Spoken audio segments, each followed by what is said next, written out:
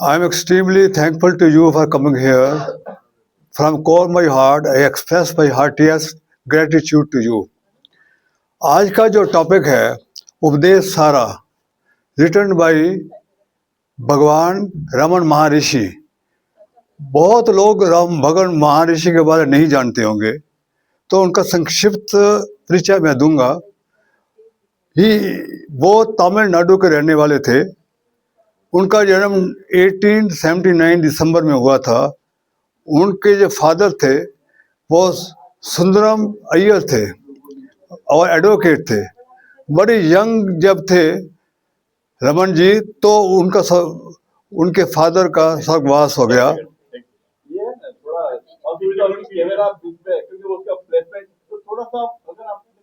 आगे पीछे कर ले, कुछ लोगों को चेहरा आपका डायरेक्ट दिखाई नहीं दे रहा है। ओके, तो क्योंकि कैमरा को हटाएंगे तो फिर वो आउट ऑफ फोकस चले जाएंगे।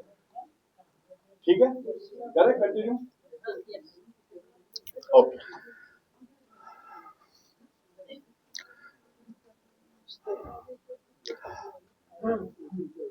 बचपन से ही उनके मन में एक लालसा थी कि अनुचला एक हिल है जो तिरुमलाई में है, वहाँ मैं जाऊं और भगवान शिव का वहाँ एक मंदिर है, वहाँ मैं जाऊं। शुरू में उनके ये लालसा थी। तो 16 इयर्स जब हुए, 16 साल की उम्र में, 1896 में, उन्होंने मैंने बड़े भाई से 3 रुपए लिए और चल पड़े तिरुमलाई में, उस हिल में। और उन्होंने चला जब हिल में जो भगवान शिव का मंदिर था, वहाँ पहुंचकर उन्होंने जो 3 रुपए के बाकी पैसे थे वो दान कर दिए और ये बोला लॉर्ड मैं आ गया हूँ। और इसके बाद अनुचला जो हिल थे उनकी केव में जाकर समाधि लगा दी। उन्होंने वहाँ यंग एज में समाधि लगाई और उनको ज्ञान प्राप्त हुआ बहुत ही यंग एज में। उसके बाद काफ़ी देर मेडिटेशन में रहे, काफ़ी देर सेपरेशन में रहे।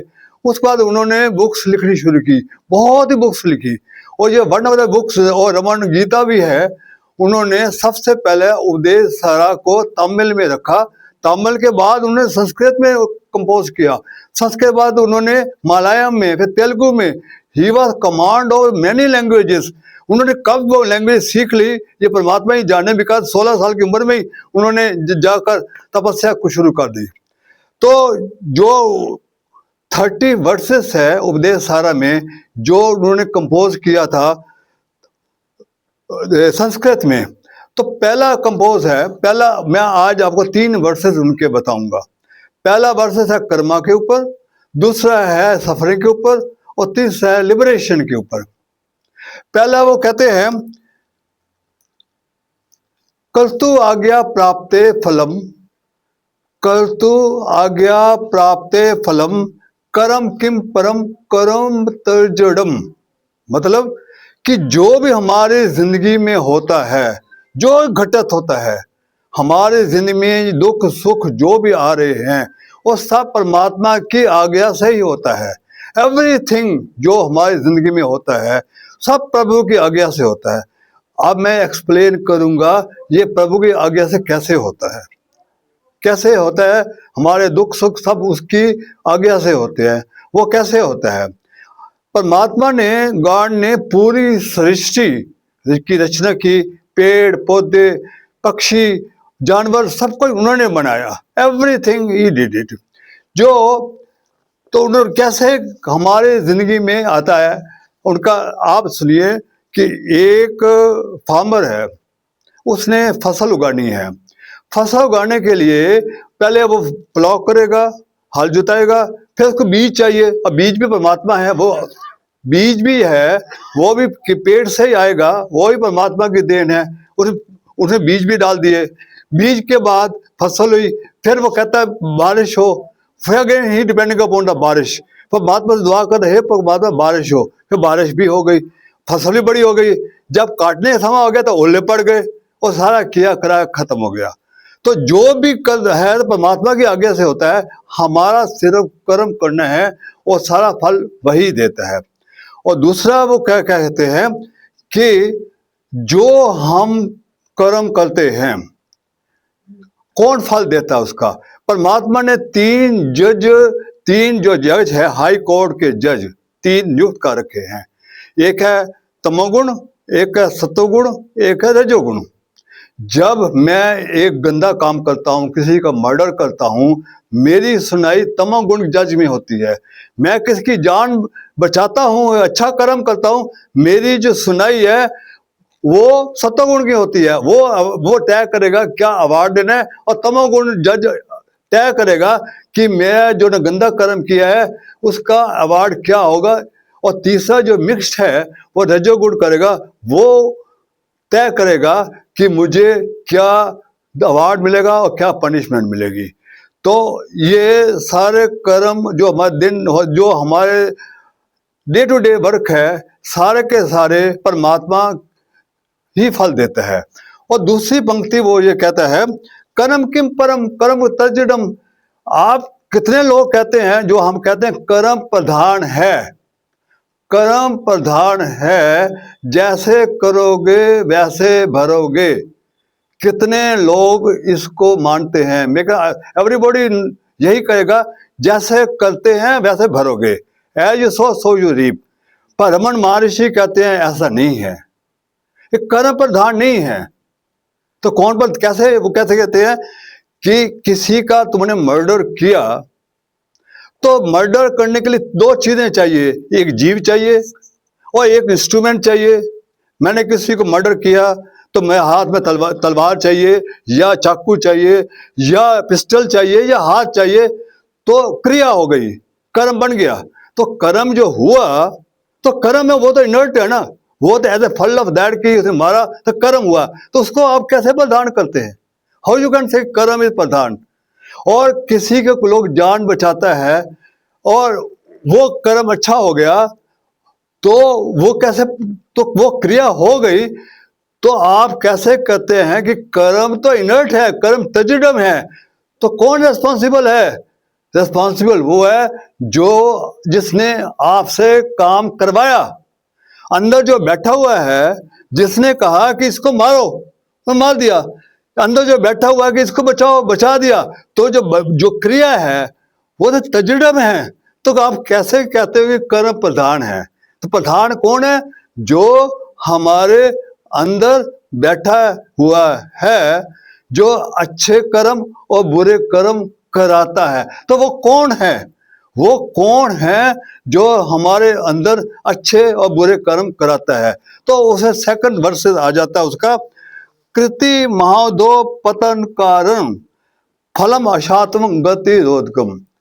अब उसका बताता है कि जो गंदे अच्छे कर्म होते हैं, who is responsible?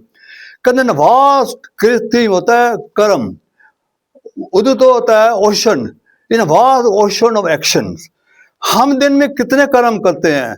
Anybody gas होता है कि हम एक दिन में कितने कर्म करते हैं? कोई गैस कर सकता है? एनीबॉडी गैस कर सकता है कितने कर्म करते होंगे? रफली कितने करते होंगे? हैं? नो, कुछ तो होगा। हमारे अंदर वो कर्म करते हैं जितने थॉट्स हैं, बिकॉज थॉट से ही कर्म बनता है। 40 to 60,000 थॉट्स हमारे अंदर आते हैं, depending on the type of the work. तो आप रफली समझिए कि 50,000 थॉट्स होते हैं। तो एक दिन में हमने 50,000 एक्शन किए, कर्म किए एक दिन में। तो आज अगर आपकी उम्र 60-70 है, तो आप गिनोगे कि आपने अब तक कितने कर्म किए, इनफाइनाइट कर्म किए होंगे। तभी वो कहते हैं ना, वाज ओशन ऑफ एक्शन।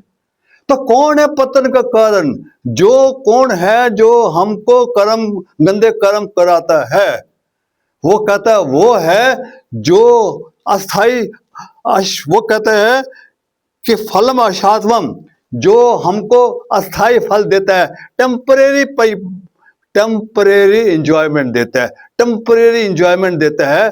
कौन? और उसके बाद पतन का कारण बन जाता है, गति को, हमारे गति को रोक देता है, हमारे सारे किए कराए को पानी फेर देता है। वो कौन है? वो है desire. Desire desire is the root cause of our karma. हमारे पतन का कारण डिजायर है। तो डिजायर जो है कैसे क्रिएट होती है? हाउ डिजायर कैसे क्रिएट होती है? डिजायर क्रिएट होती है जब हम जो कर्म करते हैं, फल की जब इच्छा करते हैं, जब कर्म करते हैं, फल की जो इच्छा करते हैं, हम कर्ता बन जाते हैं, तब हम कर्ता बन जाते हैं। मैं हूं, मैं करने वाला हूं, मैं करने वाला हूं, वो तब आता है जब हम फल की इच्छा करते हैं।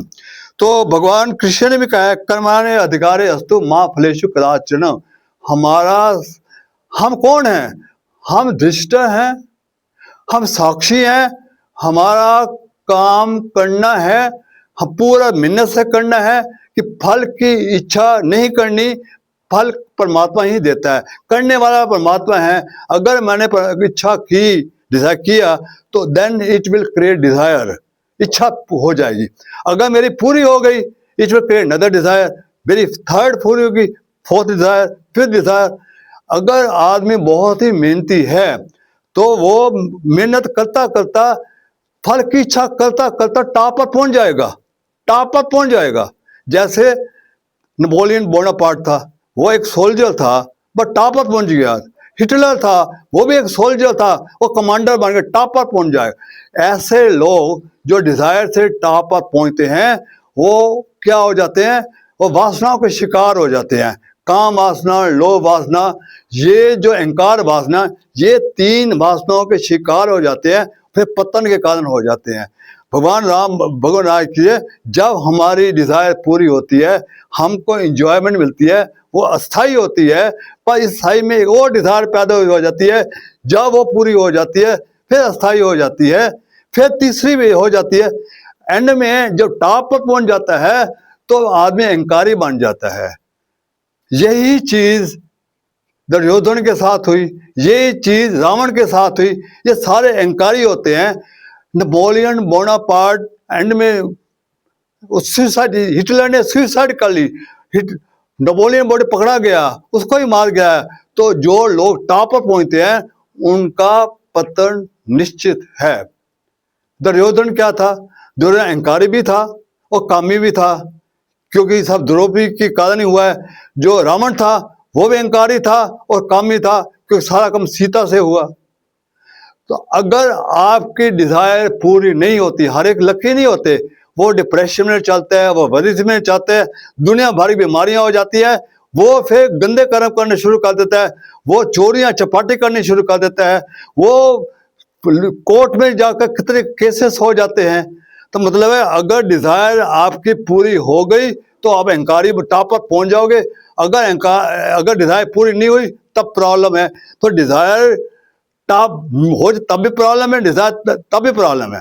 तो इसका ये नहीं मतलब जो परमात्मा पर पूरा पूरा अपने आप को सौंप देता है, क्या वो ऊपर नहीं जाते?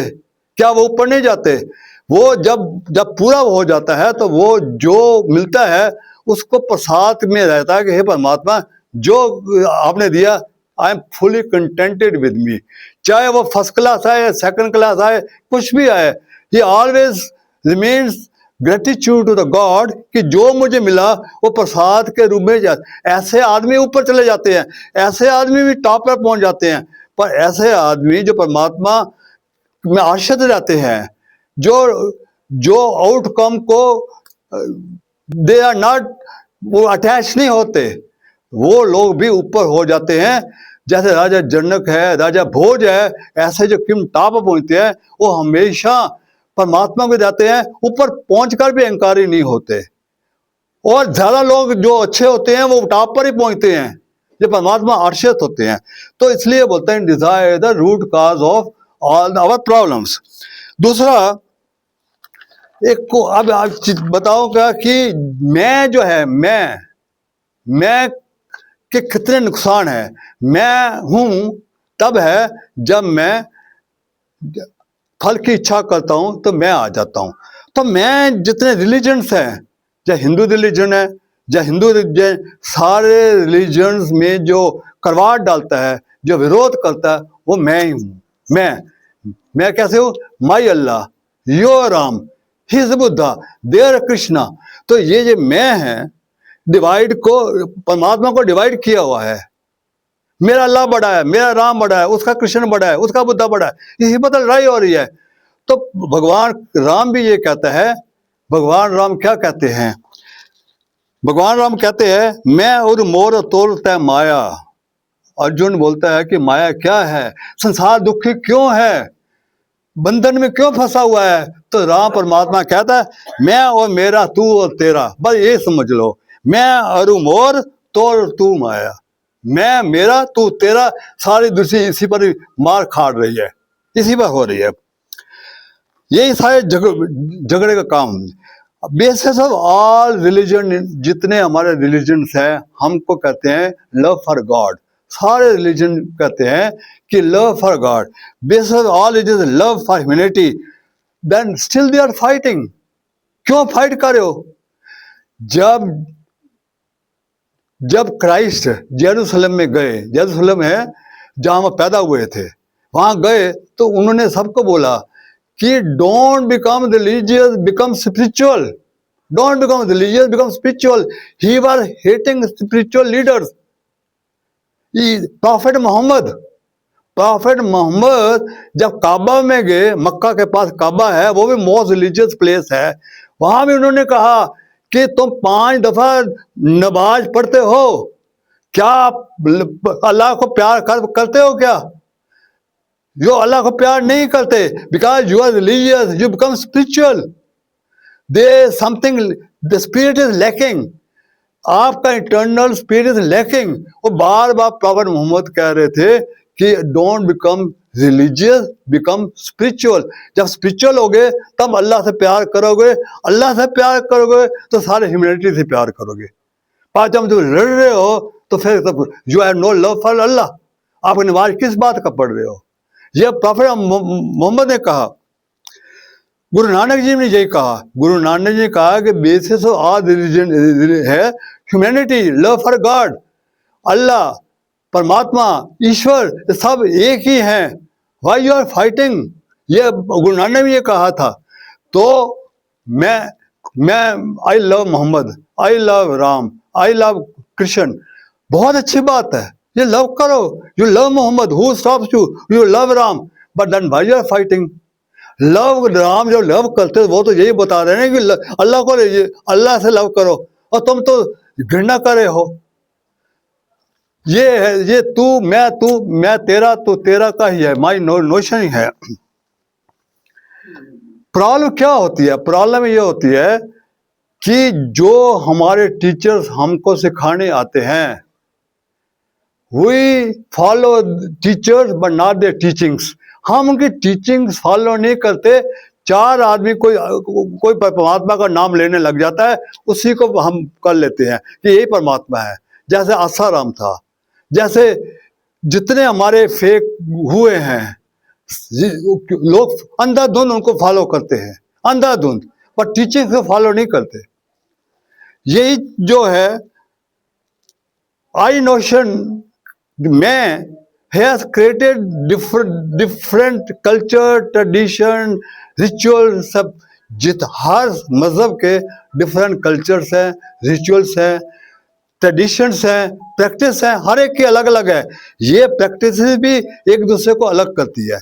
अरे हमारे हिंदू रिलीजन में देखो, हिंदू रिलीजन में सनातन धर्म, सनातन और आर्य समाजी, ये आपस में भेदभाव करते हैं कि प्रैक्टिस डिफरेंट है। एक मूर्ति पूजा करता है, एक नहीं कर, उनमें भी आपस में भेदभाव है। मेरी प्रैक्टिस है ये, तुम्हारी प्रैक्टिस वो है। ये भी आई नोशन है। अब मैं बताता हूँ what is difference between spirituality and religion. आप आज सीखना है कि फर्क क्या है। All external practices we do to decorate outside is religious। मंदिर को सजाना, मंदिर में पूरे झंडे लगाना, लाइटिंग लगाना, दिए लगाना, ये सब रिलीजियस है।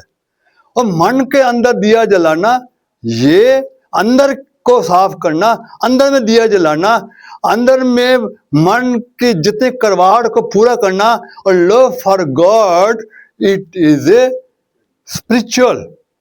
It is spiritual. हमारे जो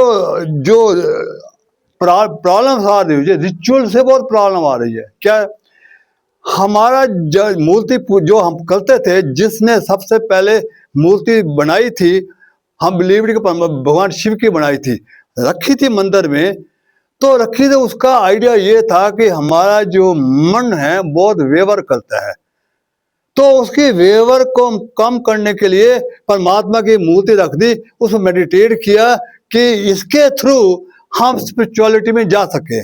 मेडिटेट का हमारा मन शांत हो जाए, इधर उधर नाम भटके, तो हम through religion we can go to spirituality. पर आजकल उल्टा हो गया। क्या हो गया कि आजकल जो पंडित हैं, मौलवी हैं, they are more giving focus to rituals. अब मंदिर में भी जो आरती करते हैं, आप थाली में सब चीजें चाहिए, दिया चाहिए, अगरबत्ती चाहिए, लीव चाहिए, फ्लावर चाहिए, घंटी चाहिए, ये चाहिए, वो चाहिए। हमारे जो पंडित हैं, they are more focusing on the accuracy of the ritual rather than accuracy of the mind. आप रिचुअल करिए, who stops you? Rituals are important, but accuracy और माइंड इज मोर इंपॉर्टेंट। जब आप इतना ध्यान उधर दोगे, तो आप सिर्फ मुंह से ही आरती कर रहे हो, ध्यान उधर ही जाए, दिया बुझ तो नहीं रहा, ये नहीं रहा, this become just mechanical, this become mechanical. पर कई जगह आप देखोगे कि आप शांत, मूर्ति पड़ी हुई है, कोई आरती नहीं हुई है, जस्ट मेडिटेट। आप देवी जाते हैं, जब हॉस्पिटल में जाते हो, वहां गणपति बाबा की मूर्ति है, जस्ट लोग बैठे मेडिटेशन, बहुत ड्रॉप साइलेंस है, यू आर मेडिटेटिंग। भगवान टोटल साइलेंस मांगता है। जे way there no chatting your mind, where there is silence there is a god, where there is silence there is a god. अब मैं कुछ टाइम पहले, काफी साल हो गए, हैदराबाद गया, बिल्कुल सही बोल रहा हूं। हैदराबाद में चार मीनार, ये ओल्ड हैदराबाद है, वहां मंदिर में गया, और उसके साथ ही सटकर मस्जिद थी। तो 7 दिन का गीता का उपदेश था, उधर 7 दिन का साइमल्टेनियसली कुरान का उपदेश था। तो 7 दिन पंडित जी ने गीता के बारे में बताया, और 7 दिन के बाद कोई बात हो गई, और दोनों में इतनी लड़ाई हुई, मौलवी में और पंडितों में। और मैंने कहा कि आपने 7 दिन गीता पढ़ी है, इसका क्या फायदा? 7 दिन तुमने कुरान पढ़ा, क्या फायदा है? हमारे भागवत में लिखा हुआ है कि उस गीता पढ़ने का क्या लाभ है, जो गीता पढ़ने से भगवान राम, भगवान कृष्ण के लोटस फीट में प्रेम नहीं होता, वो गीता पढ़ना व्यर्थ है। ऐसे ही तुलसीदास जी ने कहा कि वो जप तप व्यर्थ है, जिससे पढ़ने से भगवान राम के चरणों में प्रेम नहीं होता। इसलिए कबीर जी ने क्या बोला? कबीर जी ने ये बोला, पोथी पर जग हुआ, पंडित भया ना कोय, 2.5 अक्षर प्रेम का, पढ़े सो पंडित होए। प्रेम जिसमें आ जाए वही पंडित है, पोथी पढ़ का पंडित नहीं बनता। अब prayer is a religious practice. Prayer, namaz पढ़ना religious practice. Hymn in church is a religious practice. पर आर का प्रेयर कौन करता है? जब आदमी जाता है भगवान मंदिर में, सिर्फ मांगना, बेगिंग सेक्शन, हे परमात्मा मुझे ये दे दो, परमात्मा ये दे दो, परमात्मा ये दे दो। मंदिर के बाद जो भिखारी बैठे हैं छोटे छोटे, वो भिखारी बड़ा है या आप भिखारी बड़े हैं जो भगवान से मांग रहे हो? वो तो भिखारी जो अंदर भगवान से मांग रहा है वो बड़ा है, जो बाहर बैठे हुए हैं, जिनको 5 रुपये 10 रुपये चाहिए, उनको चाहिए, वो बिगड़ भिखारी। ऐसे ही माला फेरना जो है, chanting, it is religious practice. पर माला अगर आप दिमाग से पढ़ते हो, हेड से पढ़ते हो, तो कोई फायदा नहीं है। थॉट्स को जब तक आप इमोशन में नहीं कन्वर्ट करोगे, आप लव में लागे, हार्ट से माला नहीं फेरोगे, दिल से नहीं माला, बिकॉज जहां प्यार है, हार्ट में प्यार है, वहां आई नोशन नहीं है, वहाँ मैंपन नहीं है। मैंपन हमारे विचारों में है, हमारे हेड में है। जो हेड से माला फेरेगा वो कुछ नहीं होने वाला। जो दिल से परमात्मा को प्रेयर करेगा और दिल से माला फेरेगा वही परमात्मा को पा सकता है। When heart touches God, the God is attained. When head touches God, is not attained. Beauty and love are component of heart. अब ब्यूटी एक रोज है, मान लिया एक रोज है, आप रोज को तब अप्रिशिएट नहीं करेंगे आपका हार्ट से उसको नहीं देखोगे, नहीं तो रोज को आप प्यार नहीं करोगे। इसी तरीके से आप दिल से परमात्मा को याद करो, दिल से परमात्मा को याद कर, दिल से आप माला फेरोगे, दिस इज स्पिरिचुअल। इसलिए कबीर जी ने क्या कहा, माला फेर जुग भया, मिला ना मन का फेर, मिटा ना मन का फेर, कर का मन का दार दे, मन का फेर। This is a spiritual. मन सका करिए, मन का तीर्थ स्थान जाना, इट इज रिलीजियस। अब तीर्थ जाना कोई प्रॉब्लम नहीं है, मस्ट गो टू स्पिरिचुअल, तीर्थ स्थान जाइए। कोई पर आंधी तूफान आ रहा है तब तीर्थ स्थान में जा रहे हैं, और तीर्थ स्थान में आज का कमर्शियल हो गया, वहां पर वीडियोस मोस्टली जंग जाते हैं, वीडियोस देख रहे हैं, पर रिलीजियस जाकर भी आपको परमात्मा का प्रेम प्राप्त नहीं हो पा रहा। कई लोग तो पंडितों के पास भाग जाते हैं बाहर, ये पंडित, आप पंडित बनना बड़ा आसान है, इस पंडित में गया मेरी मन्नत पूरी हो गई, और एक पंडित के बाद 10 आदमी जाते हैं, 2 आदमियों की मन्नत पूरी हो जाती है, वो कहता है ये पंडित भगवान है, उस वैसे ही पूरी होनी थी, और उसकी मन्नत, उसकी पंडित है और रातों दिन लाखों पड़ी हो जाता, भाई ये पंडित बहुत माना है। तो लोग, ये रिलीजियस प्रैक्टिस है, अंधविश्वास है, और उसने 1-2 वैसे हो जानी थी, 8 की नहीं हुई पर 2 की हो गई, तो जो 2 की हो गई उसे सबको बता दिया। तो तभी कबीर जी कहते हैं जो मेडिटेशन जो है वो स्पिरिचुअल प्रैक्टिस है, वो कहता है अंदर परमात्मा को खोजो। जो तिल में मही में तेल है, जो चकमक में आग, तेरा साईं तुझ में है, जाग सके तो जाग। कबीर जी कहते हैं जैसे तिल में ही तेल होता है और चकमक होता है पत्थर, जब दोनों पत्थरों को भिगाते हो तभी आग निकलती है, तो तेरा साईं तेरे में है, अंदर देखो जाकर। यही गुरुवाणी कहती है। गुरुवाणी कहती है अंदर देखो। एक दफा गुरु नानक जी, एक आदमी सूर्य को वो पानी दे रहा था, तो गुरु नानक जी वहां से गुजरे, उन्हें उल्टा हो गया, लोटे पानी में दूर दूर फेंकने लगे। तो उसने बोला कि आप क्या कर रहे हो, व्हाट आर यू डूइंग? तो वो कहता what are you doing, what are you doing? मैं सूर्य को पानी दे रहा हूँ। क्या मैं पंजाब के जो खेत है उनको पानी दे रहा हूँ। कहना आर यू क्रेजी, यहाँ से पंजाब में पानी पड़ते, क्या आर यू क्रेजी? अगर तुम्हारा पानी सूर्य को पहुंच सकता है, मेरा पानी पंजाब के खेतों में क्यों नहीं पहुंच सकता?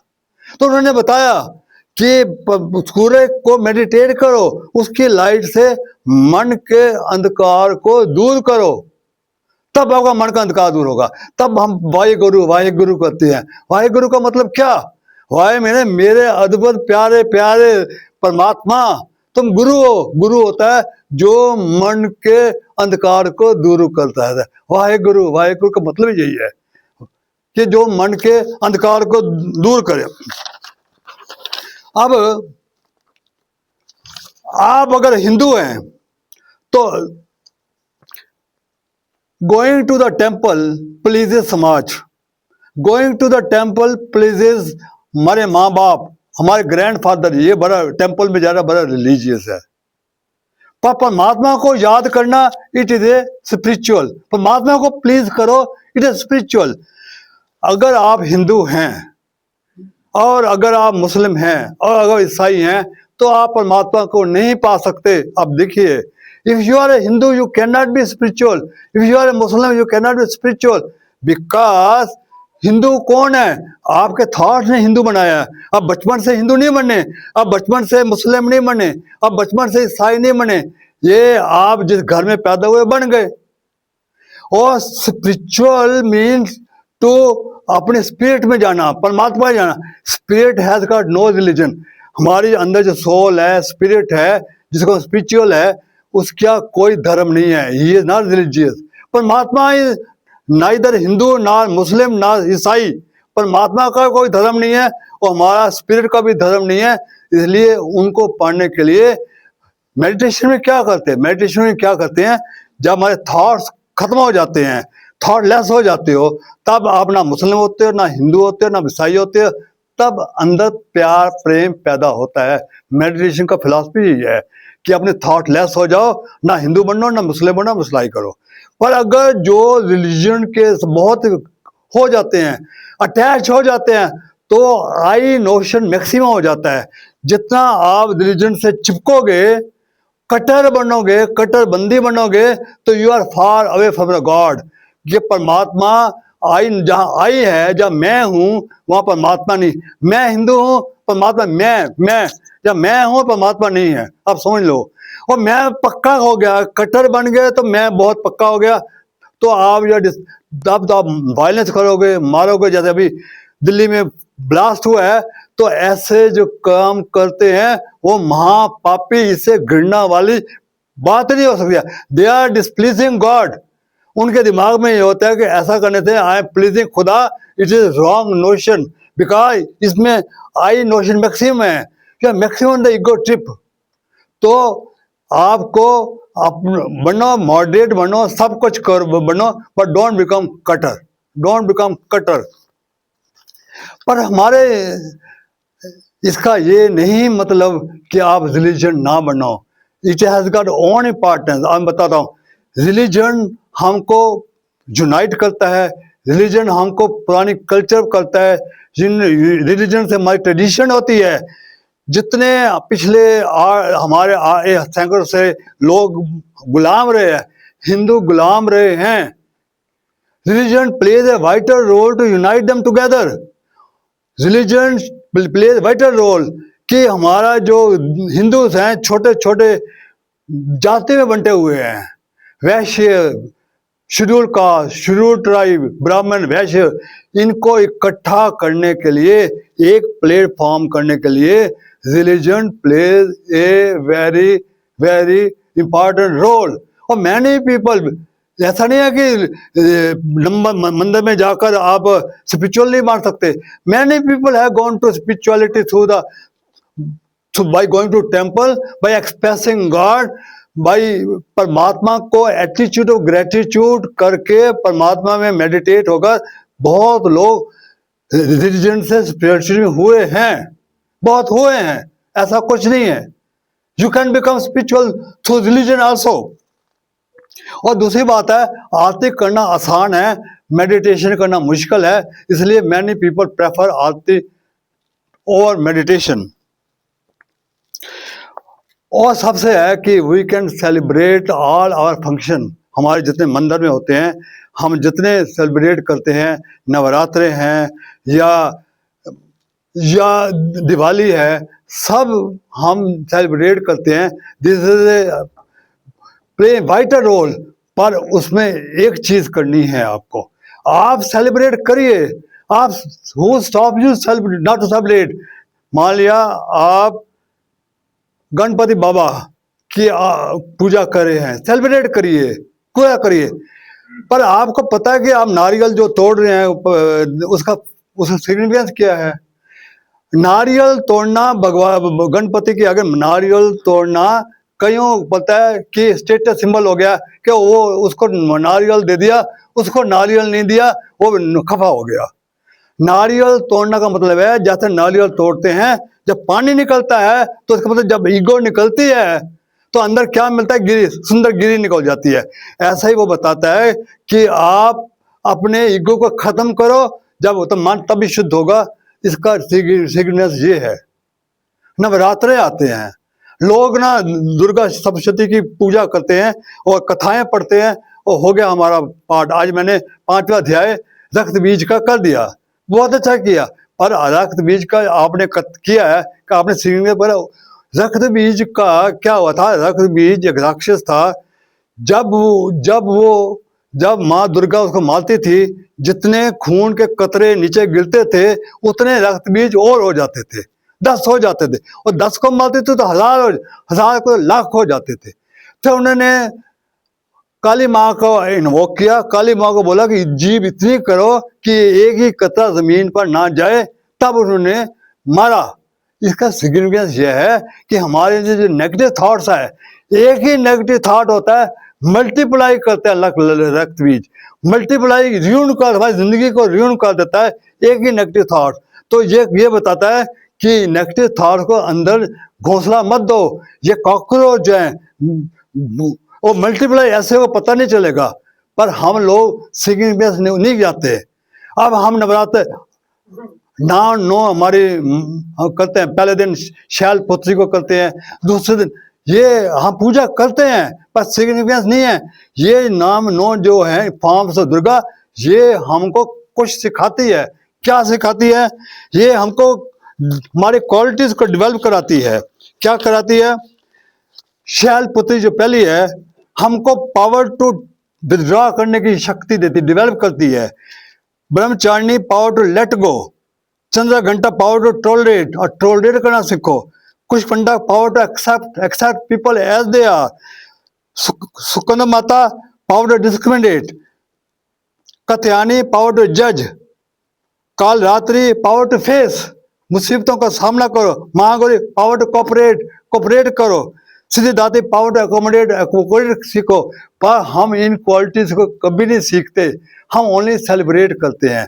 तो अगर हम सेलिब्रेट, तो रिलीजन इज गुड, पर रिलीजन से हम स्पिरिचुअलिटी पे जा सकते हैं अगर हम जितने हमारे फंक्शन हैं इनका सिग्निफिकेंस समझिए। सिंपली आटा जो है,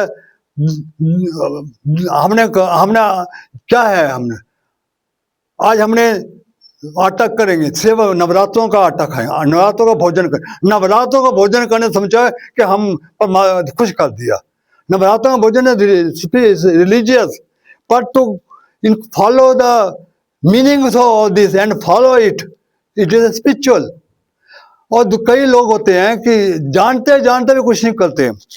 knowing is doing, knowing is not doing is doing।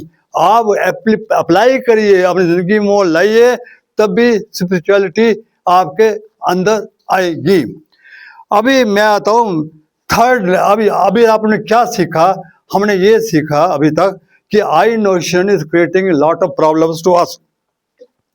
अब थर्ड वर्सेस जो है वो क्या है कि मैं आई नोशन को कैसे दूर करूं, ये हमारे अंदर जो मैं को कैसे खत्म करूं। तो रमन महर्षि क्या कहते हैं कि इंडिपेंडेंट एक्शन मैंने जब आप अटैच होते रिजल्ट के साथ, तो उसको बोलते हैं मैं करता हूं, इसको बोलते हैं I notion. Don't give everlasting happiness, ये आपने लेके हैप्पीनेस नहीं करते, आपने भी सीख लिया। And all problem arise due to ego, I notion से। आपने वक्त पिक्चर देखी होगी, वक्त पिक्चर देखी थी, तो वहां बलराज सैनी क्या कहता है कि मैंने इतनी बड़ी एम्पायर किया है, मेरा इतनी हिम्मत की है, ये जितना आप देख रहे हो मैंने किया है, मैंने इतना किया है। मैं अपने बच्चों को एक इंजीनियर बनाऊंगा, एक को डॉक्टर बनाऊंगा, एक को अपने व्यापार में कहूंगा। मेरे इतनी ताकत है मेरे में कि तुम्हें एम्पायर खड़ा कर सकता हूँ। वो इंकारी हो गया। जैसे इसने बोला आई नोशन आया, तभी भूचाल आ गया, कोई कहीं गया कोई कहीं गया। तो कभी भूल कर इंकारी मत हो, कभी भूल कर यहाँ बोलोगे मेरी मिन्नत से मैंने ये किया, मेरी मिन्नत से कुछ नहीं होता। जब तक ऊपर वालों की कृपा नहीं होती आप कुछ नहीं कर सकते। अब तभी वो कहता है तो फिर आई नोशन खत्म कैसे करें? वो कहता है ईश्वर अर्पितम ना इच्छा कृतम, ईश्वर अर्पितम ना इच्छा कृतम चित्त शोधकम मुक्ति साधकम। क्या मतलब है कि आप फल की इच्छा मत करो, सब कुछ परमात्मा पर छोड़ दो, जो मिलता है उसको कंटेंटेड हो। आप ऐसा करते कभी टॉप पर पहुंच जाओगे। सब कुछ परमात्मा में छोड़ दो, कभी डिप्रेशन में ना जाओ। जो परमात्मा को अच्छा करता है ये ईश्वर को अर्पित है। आप surrender to God. Surrender to God का मतलब क्या? वर्ड एग्जैक्टली कोई बता सकता है? मैं परमात्मा को सरेंडर करता हूं, इसका मतलब जानते हैं आप? कोई एक आदमी बता दिया सरेंडरिंग टू गॉड मतलब गिव अप। गिव अप मतलब मैं छोड़ दूं, एक्शन छोड़ दूं, मैं कुछ ना करूं। जैसे कई कहते थे कि गोपियां ने काम छोड़कर कृष्ण के पास आगे, ये है, this is not give up. Surrender का मतलब है surrender to outcome of your efforts. जो आप का काम करते हो उसका आउटकम जो आ रहा है, कि फल की इच्छा को सरेंडर करो। फल की इच्छा को सरेंडर करना प्रभु को सरेंडर करने है, समझिए। अटैचमेंट और रिजल्ट, जिसको आउटकम क्या आएगा उसको सरेंडर करो, होगा क्या होगा। तो दैट इज रियल सरेंडर। तभी 64 18 अध्याय में कहते हैं सधर्मन प्रज्य मामम एकम शरम व्रज आम त्वाम सर्व पापे भ्यो मोक्ष्यामि मां शुच। भगवान श्री कृष्ण अर्जुन को बोलते हैं सधर्मान प्रत्यज्ञ। धर्मान होते ड्यूटीज, तुम ड्यूटीज पूरी करो, हिम्मत से करो, पर उस प्रत्यज्ञ किसको करो, किसको छोड़ो, उसके आउटकम को छोड़ो। अगर तुम ऐसा करोगे तो मेरे शरण जब आ जाओगे, मैं तुमको सारे पापों से मुक्त कर दूंगा, तुम चिंता मत करो। तो सबसे पहले है कि अपनी ड्यूटी करो, दिल से पूरी करो, पर फल की इच्छा ना करो। ये ही आई नोशन, मैं को खत्म करने की दवा है। जब आदमी आई नोशन को खत्म करता है, अब खत्म कैसे करते हैं, अब तो बताता हूँ। आई नोशन को खत्म करने बहुत तरीके, मेडिटेशन नॉट ओनली। आप सुंदर सा म्यूजिक करिए, सुंदर सा म्यूजिक कोई भी हो जाएगा, आंखों में आंसू हो जाए, अपने आप को खत्म करना है। चाहे म्यूजिक से करो, या आप फील्ड्स में जाओ, चाहे आप पहाड़ों में जाओ, सुंदर पक्षियों को देखो, झरनों को देखो, एक फूलों को देखो, उसमें आप खो जाओगे। जब खो जाओगे आपका आई नोशन खत्म हो जाएगा, ईगो खत्म हो जाएगा। ईगो कोई करने के लिए टोटल साइलेंस में रहो, टोटल चैटिंग खत्म करो, आप हो जाओगे। तो जब आप आई नोशन खत्म करते हो तो क्या होता है, जब तो सबसे पहले होता है आप रिलैक्स हो जाते हो, बिल्कुल चिंताओं से मुक्त हो जाते हो। चिंताओं से मुक्त हो जाते हो और तो फॉरगिवनेस हो जाती है। जो आदमी आपके साथ बुरा किया है, आप उसको फॉरगिव कर दोगे। अभी तक फॉरगिव नहीं किया था, एक दफा फॉरगिव कर जाओगे, प्रेजेंट मोमेंट में आ जाओगे। प्रेजेंट मोमेंट में अभी हम नहीं आए। आप जब गाड़ी भी चलाते हो, आप ऑटोमेटिक आप पहुंच जाते हो भिवाड़ी, पता नहीं चलता रास्ते में कौन आया कौन नहीं आया, पता भी नहीं चलता। खाना भी बनाते हो, खाता भी हो, पता भी नहीं चला क्या खाया। अरे मैं कहता हूँ जब आप खाना खाते हो, कितना ही न्यूट्रिशियस विटामिन हो, सुधार हो, अगर आप खाना खा रहे हो चिंताओं से, तो कितना ही डिलीशियस और न्यूट्रिशियस भोजन क्यों ना, वो जहर के बराबर होता है। चिंताएं जो खाना बनाता है और खाना जो खाता है, अगर इनमें आपकी चिंताओं वाला है तो वो पॉइजन बना देगा। वो खाने से, खाना बनाते सब पूरा ध्यान से बनाओ, भजन लगाओ तो परमात्मा का, और पूरा कोई चिंताओं से नहीं करना। खाओ भी तब, टीवी मत देखो, प्यार से खाओ, आपका सादा भोजन भी आपको पच जाएगा, बीमारियां सब दूर हो जाएंगी। ये है आपको अवेयरनेस। जब अवेयरनेस होती है तो आई नोशन नहीं होता। तो प्रेजेंट मोमेंट में रहो। और अनकंडीशनल हैप्पीनेस, और अनकंडीशनल हैप्पीनेस क्या होती है, मेरी ये मनोकामना पूरी हो गई तो मैं खुश हो जाऊंगा। अनकंडीशनल हैप्पीनेस होती है कि अभी आप खुश हो जाओ, डोंट वेट कि मेरी मनोकामना पूरी नहीं होती। अभी खुश हो जाओगे तो खुश हो जाओगे। डोंट वेट कि मेरी मनोकामना पूरी हो जाएगी तब खुश होऊंगा, फिर आप कभी खुश हो ही नहीं सकते, कि मनोकामना अपनी पूरी कभी सब जिंदगी पूरी खत्म हो ही नहीं पाएंगी आप। एटीट्यूड ऑफ ग्रेटिट्यूड, परमात्मा को एटीट्यूड ग्रेटिट्यूड में रहता है, हमेशा कंटेंटेड रहता है, और कंट्रोल, सेंसेस में कंट्रोल होता है। और सबसे है कि माया के बंधन से दूर हो जाता है। माया, आज मैं माया के बारे में बताना चाहता हूं। कई लोगों को पता नहीं है कि माया का मतलब क्या है। तो आपको क्लियर कट आपको मिलेगा कि माया क्या मतलब है। मैं मेरा मैं तेरे माया है जिसमें हम बंधन में फंसे हुए हैं। जब आदमी मैं डिवाइन सोल हूँ, बट मैं जब माइंड के साथ अटैच हो जाता हूँ तो मैं जीव आत्मा बन जाता हूँ। जीव आत्मा ही जो है वो जन्म मरण के चक्रों में होता है, आत्मा नहीं होती। तो कब हुआ? जब मन के कांटेक्ट में आया, माइंड से आइडेंटिफाई हुआ। जब माइंड को आइडेंटिफाई होता हूँ, पहला काम होता है कि मैं अपने स्वरूप को भूल जाता हूँ कि मैं ही ओशन ऑफ ब्लिस हूँ, मैं ही ओशन ऑफ पीस हूँ, मैं खुद हूँ। भूल जाता है। ये जो ब्लिस है ना मंदिरों से आती है, ना मस्जिद से आती है, ना गुरुद्वारों से आती है। ये जब ईगो खत्म हो जाती है किसी तरीके से, तब अपने ओरिजिनल्स आ जाते हैं। माइंड से आइडेंटिफिकेशन खत्म हो जाती है, डिटैच हो जाते हो, तो मैं अपने स्वरूप में आ जाता हूँ। तब हमको खुशी मिलती है, मन शांत होता है। जब मन आइडेंटिफाई, जब मन माइंड के साथ हो जाता है, मैं ये भूल जाता हूँ। जब भूल जाता हूँ तो मैं संसार के जितने वस्तुएं हैं वो मैं समझता हूँ कि इनको करने से मुझे शांति मिल जाएगी। वही बोलता मैं, वो आशात्मम, मेरी इच्छा पूरी हो जाती है। पर कोई भी भोग करो, कोई भी विलास करो, कोई अगर फेम मिल जाओ, वो आपको एवर लास्टिंग हैप्पीनेस नहीं मिलती। ये डिल्यूजन है। मैं समझता हूँ कि संसारिक जीवों में ये ब्लिस है, शांति है, ये नहीं है। ये मेरे ओरिजिनल स्वरूप में, ये मैं भूल जाता हूँ।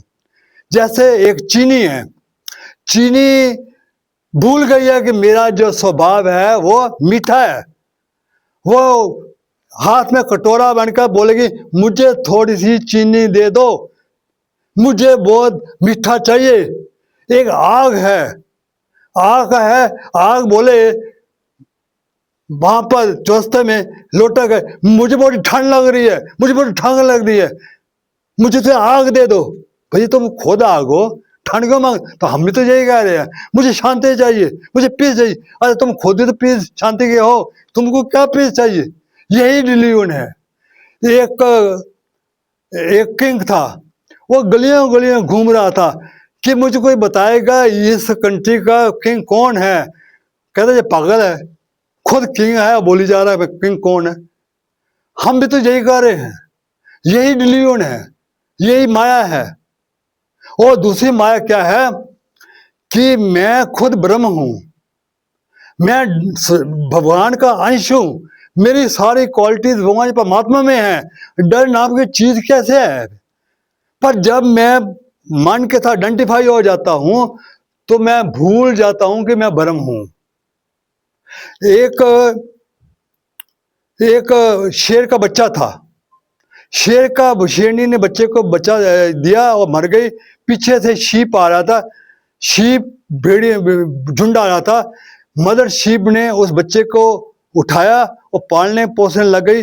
वो भी जो शेर का बच्चा था वो भी वही बोली बोलने लग गया जो शीप बोलती है। और डर जब दहाड़ता था वो डरता था, माँ मुझे डर लगता है, माँ मुझे डर लगता है। अरे तुम खुद शेर हूँ, और भूल गया मैं शेर हूँ।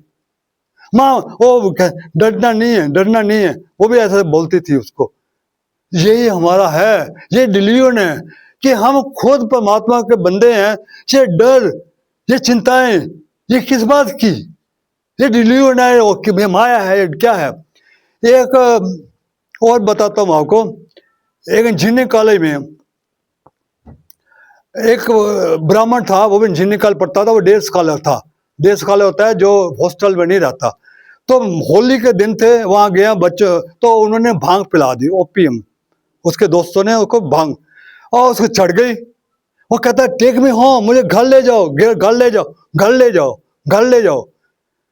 घर लेके भाई उन्होंने घबरा के दोस्त भाई इसको घर ले जाते हैं, टेक मी होम। वो घर ले गया, बस में बिठाया, वहां भी बोले जा रहा मुझे घर ले जाओ। उसके बाप कहता बेटा घर है तुम्हारा, नहीं मेरे घर ले जाओ, टेक मी होम।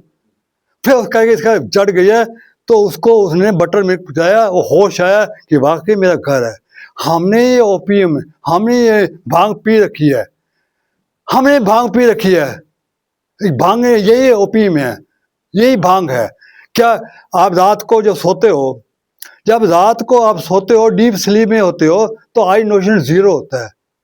अब डीप स्लीप में होते हो तो आदमी ये समझता है कि मैं परमात्मा के साथ पहुंच गया हूं, पर जब सवेरे उठते हो तो वही चिंताएं, वही वरिश वापस आ जाती है।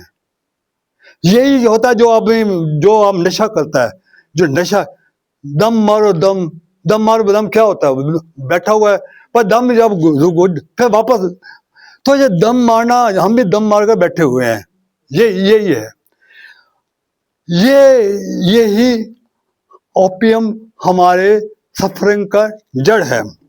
ये अविद्या, इसको अविद्या भी बोलते हैं।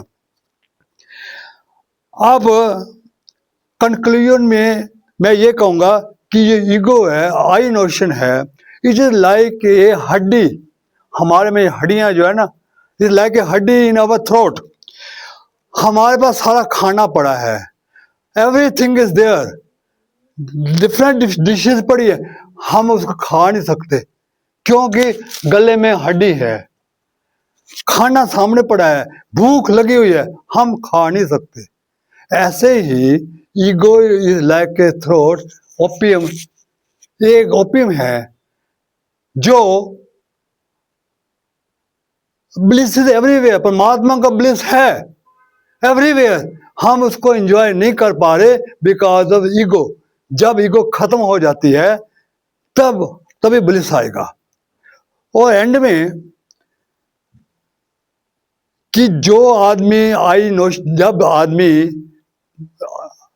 आई नोशन खत्म हो जाती है, जब जितना आप दिन में अपने आई नोशन खत्म, जितना आप अपने ईगो को खत्म करोगे, जितना आप करोगे उतना आप सही रहोगे, उतना आप वननेस परमात्मा के पास होगे, ब्रह्मांड के साथ एक होगे, परमात्मा के साथ एक होगा, उतना आपका दिन अच्छा गएगा, उतनी आपकी प्रॉब्लम्स होगी। कि वननेस विद गॉड जब आदि परमात्मा के साथ एक हो जाता है तो सारे के सारी मनोकामनाएं अपने आप पूरी हो जाती है, एवरीथिंग कम ऑटोमेटिकली। जो आप डिजायर के साथ ऊंचा उड़ना चाहते हो, वो आई नोशन को बिना करते करते you can achieve everything by remaining one with infinite. इसके बाद मैं आपको ये बताना चाहता हूं कि मैंने अभी तक आपको क्या क्या बताया, थोड़ा सा इसको समराइज कर दें ताकि भूल ना जाएं। पहला तो ये था कि जो कुछ होता है परमात्मा की आज्ञा से होता है, जो हम करते हैं सब उसकी कृपा से होता है। और हमको जो दंड देते हैं, 3 जज दंड देते हैं, तमोगुण, रजोगुण, सतोगुण, ये जो हम कर्म करते हैं यही तीनों जज हमको ये सुनाई करते हैं। और तीसरा है कि कर्म प्रधान नहीं है, प्रधान वो है जो अंदर बैठा हुआ है, जो हमसे कर्म कराता है। वो अंदर कौन बैठा हुआ है? वो डिजायर है। वो डिजायर को खत्म कैसे करना है, वो आई नोशन की मैंने सब बताया, आपको बताया कि कितने रिलीजन्स हैं, आपस में अलग अलग हो जाते हैं। मैंने स्पिरिचुअलिटी और रिलीजन का भी मैंने भेदभाव बताया। ये भी बताया कि हमारी जो रिलीजन है इसमें बहुत ही चीजें अच्छी भी हैं। हमारे जितने आपको पता है ज्योतिर्लिंगम, हमारे 12 ज्योतिर्लिंगम है, आपको मालूम है? ज्योतिर्लिंग 12 है। 8 ज्योतिर्लिंगम है जिनका लंगिट्यूड एक ही है, 79 डिग्री लंगिट्यूड पर एक ही है। सबसे बड़ा जो ज्योतिर्लिंगम है वो कहाँ पर है? केदारनाथ, सबसे टॉप पर। और सबसे छोटा जो नीचे वाला है वो रामेश्वर में है। इसके बीच में 6 ज्योतिर्लिंगम है, एक ही स्ट्रेट लाइन में है 8 ज्योतिर्लिंगम। इनमें ऊर्जा भरी हुई है, इन्हें टोटल ऊर्जा भरी हुई है, बिकॉज जहां पर है टोटल ऊर्जा से भरे हुए हैं। ये हमारी श्रद्धा के प्रतीक है, हमारे एकता के प्रतीक है। हमारे जितने पुराने टेम्पल हैं हमारे एकता के प्रतीक हैं। और बाकी भी जो 4 जो गुजरात में हैं, जो 4 ज्योतिर्लिंगम है, इनका ये भी ऊर्जा से भरे हुए हैं। ये भी 79 के आसपास हैं। जितने 12 के 12 ज्योतिर्लिंगम है, कोई 8 और 79 के है, कोई 81 का है, कोई 73 74 का है। सारे इस रेंज में है, इस लॉन्गिट्यूड में ये हमारे भरे हुए हैं। तो आज मैंने आपको, ठीक है, तो आज मैंने जितना मेरे से हो सका था आपको बताया। अब मुझे क्षमा करना अगर मैंने कुछ और बोल दिया है। Thank you very much. और अगर आपको कुछ अगर आपको कुछ प्रश्न है तो आप बोलिए, बिकॉज बड़ा इंटरेस्टिंग है कि इससे हमको सीख सकते हैं कि हम मंदिरों में जाकर हम कितना स्पिरिचुअल बन सकते हैं। अभी तक हम मंदिरों में अगर रिलीजियस ही बने हुए थे, वी कैन गो टू, हम रिलीजन से स्पिरिचुअल में जा सकते हैं, परमात्मा को सौंप सकते हैं। पर अगर इस तरीके से हम मंदिरों में जाएंगे, हमारी मनोकामना पूरी नहीं होने वाली, हमारी प्रेयर व्यर्थ जाती है। हम कहते रहते हैं कि परमात्मा मैं तो इतने भजन किए, इतने मालाएं फेरी हैं, इतना का नाम लिया, कुछ हो नहीं रहा।